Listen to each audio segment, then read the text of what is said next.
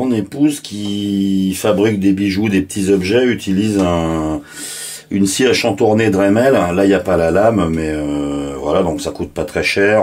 Ça fait le job pour des petites épaisseurs. Cette scie, elle est vendue avec un guide de tronçonnage coulissant,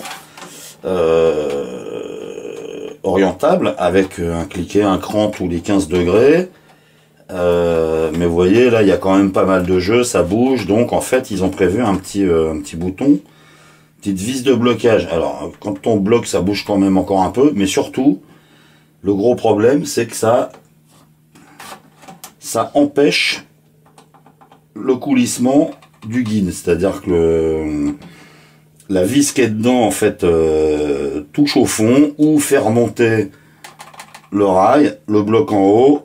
Le guide est coincé, ce qui fait que c'est complètement inutilisable, ça sert à rien. Alors ce guide, l'élément principal, c'est ce profilé en aluminium en fait, donc qui est biseauté, qui a un tout petit retrait ici et une partie au-dessus qui coulisse.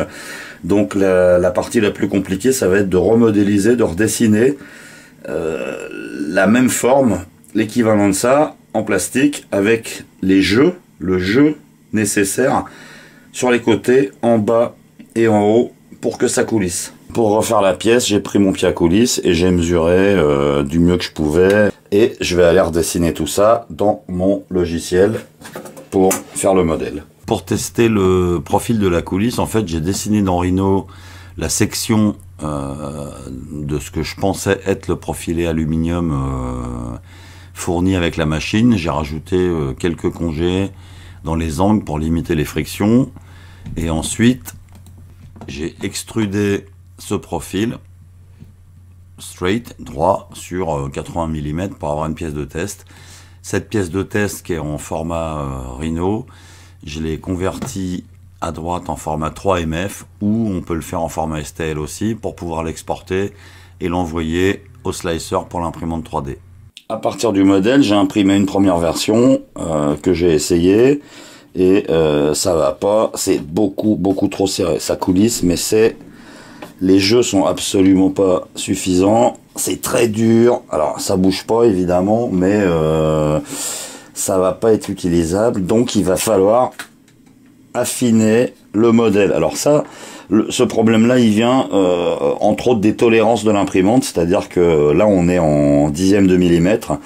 Il suffit que cette dimension-là dépasse de même pas d'un dixième, de 50 microns ou de 5 centièmes ou de ce côté-là, ou qu'en épaisseur ici, ça soit pas à la cote et ça frotte trop fort, ça fonctionne pas. J'ai repris le modèle et j'ai fait d'autres versions en changeant un petit peu les dimensions, quelques dixièmes de moins par-ci, quelques dixièmes de moins par-là.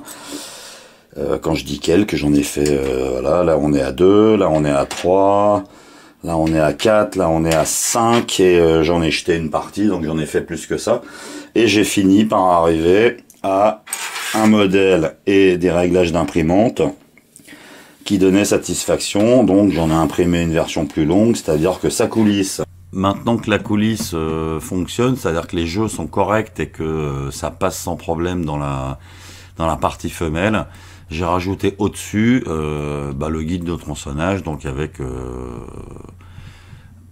2 plans grosso modo, des goussets pour que ça soit un petit peu rigide, et surtout ce qui est important, c'est que j'ai ajouté ici une toute petite surépaisseur pour éviter que le dessous du guide ne frotte trop fort sur le dessus de la table de la Dremel. J'ai fait une première tentative d'impression, alors j'ai obtenu ça d'après le modèle, ce qui est plutôt pas mal, sauf que là j'ai pas nettoyé, hein, il reste les supports en dessous parce que l'impression était foirée, sauf que ça s'est arrêté à ce niveau-là, c'est-à-dire que le modèle aura dû monter beaucoup plus haut que ça, et ça s'est terminé en air printing, c'est-à-dire qu'à un moment donné le débit du filament était pas suffisant pour que ça colle aux couches du dessous, et donc ça a imprimé dans le vide. Donc j'ai récupéré le lendemain matin ça et un énorme paquet de merde de spaghettis de plastoc fondu à côté.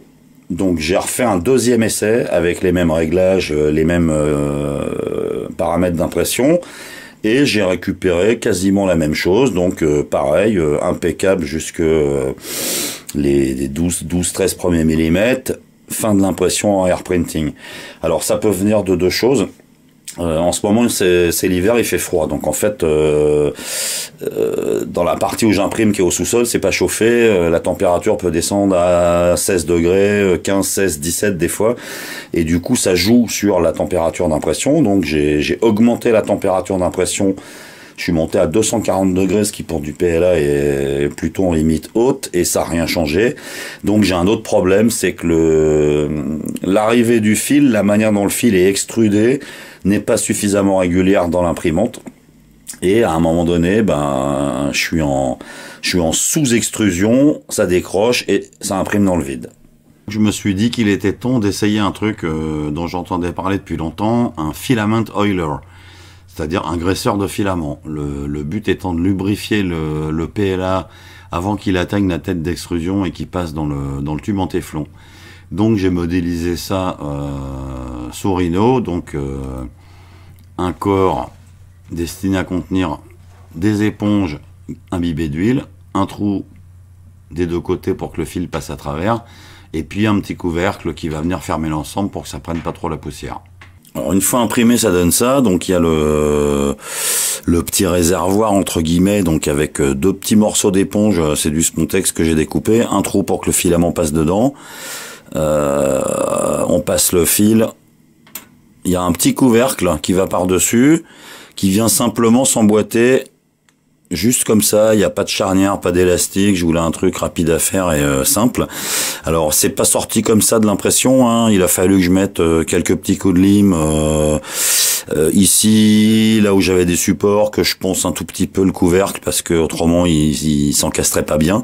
Mais ça rentre pile poil dans mon imprimante. Je suis parti sur de l'huile fine, c'est-à-dire de l'huile de vaseline. On vire le couvercle, on soulève le truc, on met quelques gouttes, on attend que ça imbibe. Mon imprimante c'est une Disco Easy avec le boîtier en plexi. Donc le graisseur en fait il est conçu pour rentrer dans la petite fente où normalement passe le filament. On tourne, il se bloque, le fil passe par là, on enlève l'éponge, on remet le couvercle, un petit peu d'huile et on va essayer. Après avoir mis le graisseur en place, j'ai relancé l'impression avec exactement les mêmes paramètres et j'ai obtenu ça, c'est-à-dire que j'ai pas eu d'air printing, on est allé jusqu'au bout. La qualité est plutôt pas mal. Alors en dessous c'est un petit peu granuleux, mais c'est parce que j'ai imprimé dans ce sens-là, donc j'avais des supports. Le profil est plutôt pas mal. J'ai eu un peu de warping, mais c'est pas lié au graisseur. C'est-à-dire que la pièce ici remonte très légèrement, mais ça va aller. J'ai monté le guide définitif sur la Dremel. Et ben ça va très bien. Il y a un tout petit peu de jeu, mais ça coulisse nickel. Et pour tronçonner à 90 degrés, ça sera parfait. Alors c'est pas réglable en angle, mais ça marche déjà beaucoup mieux que la merde qu'il y avait avant, quoi.